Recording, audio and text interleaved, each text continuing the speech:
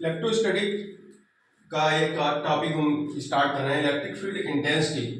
Electric field intensity, तो first आप electric fields जानते हैं कि इलेक्ट्रिक फील्ड क्या है। इलेक्ट्रिक फील्ड ये है कि कोई भी चार्ज पार्टिकल किसी भी फील्ड में है, वो अट्रैक्शन और रिपल्सन का एक्सपीरियंस कर रहा है कोई भी चार्ज पार्टिकल, तो इस तरह की फील्ड को इलेक्ट्रिक फील्ड कहते हैं। जो भी फील्ड है इसको हम बोलेंगे इलेक्ट्रिक फील्ड, जहां पे अट्रैक्शन और रिपल्सन का कोई भी चार्ज पार्टिकल एक्सपीरियंस करता है उसको वो इलेक्ट्रिक फील्ड होती है।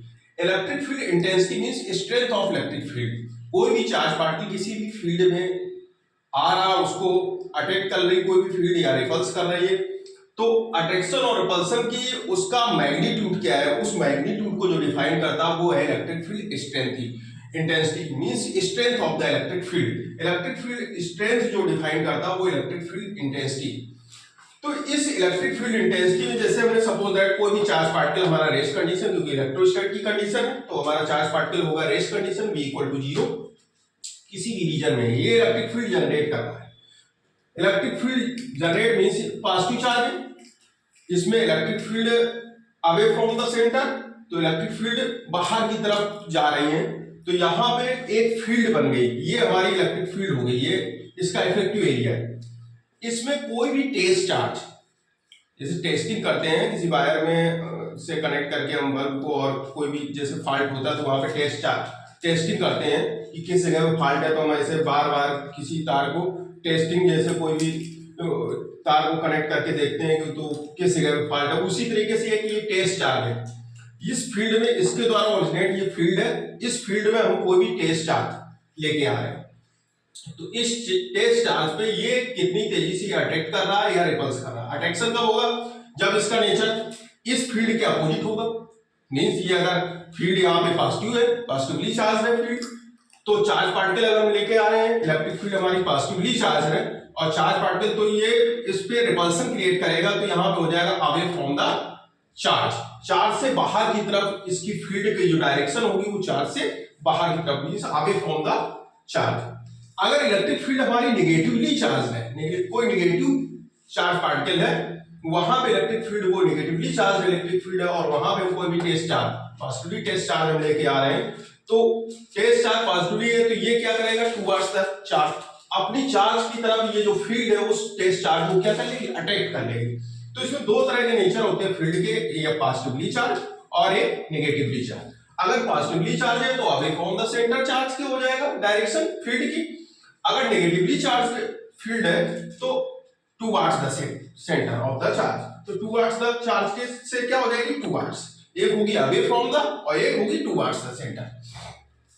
तो इलेक्ट्रिक फील्ड इंटेंसिटी जो स्ट्रेंथ है कोई भी फील्ड की, इसको हम डिफाइन कर लेंगे, तो force per unit test charge, it is known as electric field intensity. Force per unit test charge means E = F/Q0, E = F/Q0, ये है इलेक्ट्रिक फील्ड इंटेंसिटी का फार्मूला। कोई भी पॉइंट चार्ज हम लेके आ रहे हैं तो वो उस पर जो फोर्स अप्लाई होगा उसको हम बोलेंगे, उनका जो रेशियो होगा force upon charge test charge, तो ये हो जाएगा E = F/Q0।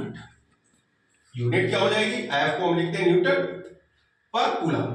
फर्स्ट वीडियो हमने बताया था कि न्यूटन को की डायमेंशन कैसे, न्यूटन फोर्स की है, फोर्स की डायमेंशन होती है mlt-2 और कूलम को लिखते हैं 80, तो इसकी डायमेंशन हो जाएगा mlt-t, ऊपर जाएगा t-3 a-1, तो इसकी डायमेंशन भी आपको याद रखनी है कि यूनिट न्यूटन पर कूलम हो जाएगा और डायमेंशन हो जाएगा mlt-3 a-1।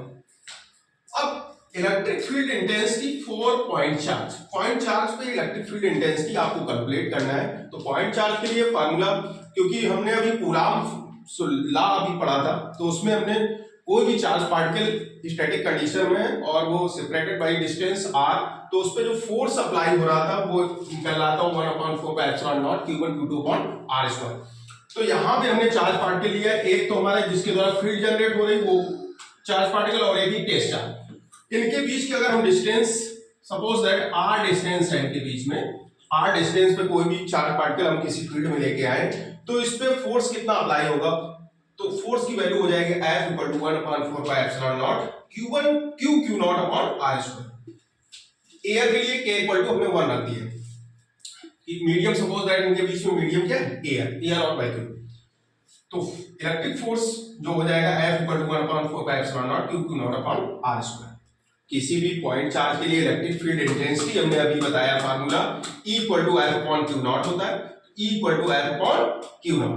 F की वैल्यू आपने यूज कर दी, क्योंकि 1/Q0 इसको बाहर कर लेंगे तो F की वैल्यू हो जाएगी 1/4πε0 Q0/r²। Q0 से Q0 कैंसिल हो जाएगा, तो यहाँ पे इलेक्ट्रिक फील्ड इंटेंसिटी आ जाएगी E इक्वल टू 1/4πε0 Q/r²। ये इलेक्ट्रिक फील्ड इंटेंसिटी का फार्मूला फॉर पॉइंट चार्ज। कोई भी पॉइंट चार्ज किसी रीजन में उस पे इलेक्ट्रिक फील्ड की जो वैल्यू होगी वो ये हो जाएगी E इक्वल टू 1/4πε0 Q/r²। वैसे जनरल फार्मूला ये है, क्योंकि electric field intensity E equal to F/Q0, force per unit test charge it is known as electric field intensity.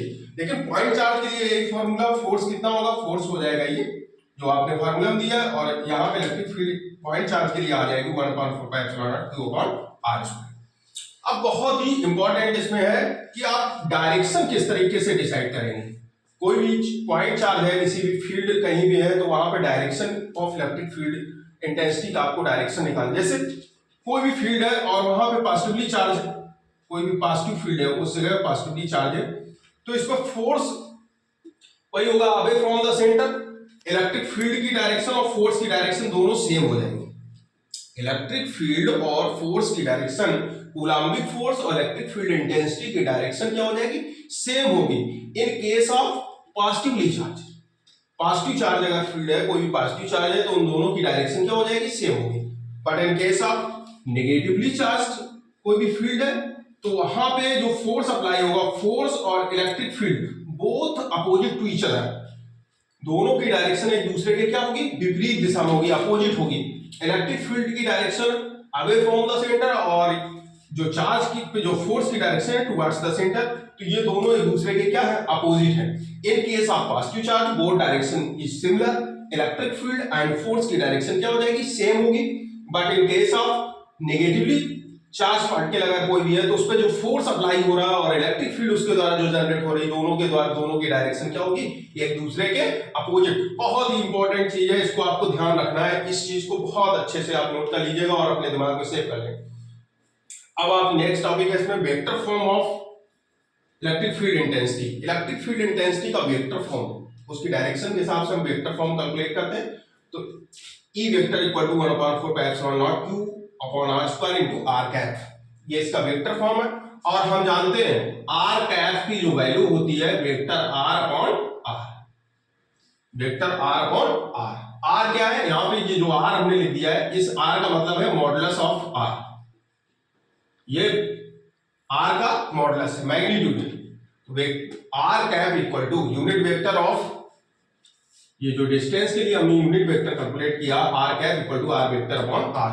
तो r कैप की जो वैल्यू हम रखेंगे यहाँ पे, तो यहाँ पे r वेक्टर अपॉन r जब रखेंगे तो r मल्टीप्लाई होके क्या हो जाएगा, r क्यूब हो जाएगा। इसलिए E इक्वल टू आ जाएगा 1/4πε0 Q upon r cube into r vector. तो ये वैल्यू आ जाएगी वेक्टर फॉर्म में, तो इसको बहुत ध्यान से देख लीजिएगा, 1/4πε0 Q upon r cube into r vector. अब XYZ कोऑर्डिनेट सिस्टम में इसको हम कैसे लिखेंगे, कोई भी इलेक्ट्रिक फील्ड इंटेंसिटी है along x direction, y direction and z direction में हम कैसे कैलकुलेट करेंगे, क्योंकि हम जानते हैं कि जो पोजीशन वेक्टर होता है r vector x i cap y j cap and plus z k cap, तो ये पोजीशन वेक्टर को हम लिखते हैं x i cap plus y j cap plus z k cap. इसका मैग्नीट्यूड जो कैलकुलेट करते हैं वो √x² plus y square plus z square. सभी की वैल्यू जब हम इस फार्मूले में यूज करेंगे, तो यहां पे यूज कर लीजिए, तो E इक्वल टू आ जाएगा 1/4πε0 Q। R वेक्टर की वैल्यू आपने ये दी गई है x i cap plus y j cap plus z cap, R vector की वैल्यू रख देंगे अपान में r क्यूब की वैल्यू, क्योंकि r वेक्टर की वैल्यू आपने रखी है x² plus y square plus z square का रूट मतलब 1/2, तो x² plus y square plus z square की पावर क्यूब ऑलरेडी है तो 3/2 हो जाएगा। अब इनके x y z जो कंपोनेंट हैं उनको हम लोग क्या कर लेंगे, सेपरेट कर लेंगे दोनों के लिए। तो separation of x y z component, तो इलेक्ट्रिक फील्ड हमारी हो जाएगी जो E वेक्टर है, इसको हम लिख सकते हैं E vector equal to I cap EX plus Z cap EY plus K cap EZ। तो x y z component both side आप सेपरेट करेंगे तो यहाँ पे x component of electric field 1 upon 4 pi epsilon naught qx upon x square plus y square plus z square upon 3 by 2. Similarly, y component of electric field Ey equal to 1 upon 4 pi epsilon naught qy upon x square plus y square plus z square power 3 by 2. And z component of electric field similarly z component, और यहाँ पे z component को यहाँ से separate कर लेंगे तो हो जाएगा 1 upon 4 pi epsilon naught qz upon x square plus y square plus z square power 3 by 2. तो ये बहुत ही इंपॉर्टेंट टॉपिक है, आप सब लोग इसको नोट कर लीजिएगा। एक्स वाई जेड कंपोनेंट में कैसे कैलकुलेट करते हैं, और जनरली पोलर वेक्टर कंपोनेंट में आर के लिए आपने कैलकुलेट किया है और कार्टेशियन कोऑर्डिनेट सिस्टम के लिए। तो ये पूरा आपका टॉपिक दिया गया है, इसमें डायरेक्शन पहले हमने जनरल फार्मूला बताया, फिर पॉइंट चार्ज के लिए बताया, इसके बाद हमने कोई भी फील्ड के नेचर को डिफाइन किया, nature of the field, field के नेचर को डिफाइन किया। इसके बाद हमने फील्ड की डायरेक्शन में इलेक्ट्रिक फील्ड और फोर्स की डायरेक्शन कैसे होगी, फिर हमने इसमें वेक्टर फॉर्म बताया, किसी भी इलेक्ट्रिक फील्ड को वेक्टर फॉर्म में कैसे कैलकुलेट करते हैं और X Y Z coordinate system में कैसे कैलकुलेट करेंगे। तो इस पूरे टॉपिक को आप अच्छे से नोट कर लीजिएगा, बहुत ही इंपॉर्टेंट टॉपिक है आपके लिए, बोर्ड एग्जाम के लिए। आप अच्छे से इसको तैयार कर लीजिए और कंपटीशन में भी इसका यूज होगा अच्छे से, क्योंकि आपको नीट और जेईई का जो एग्जाम देना है तो उसमें भी इसका बहुत ही इंपॉर्टेंट रोल है।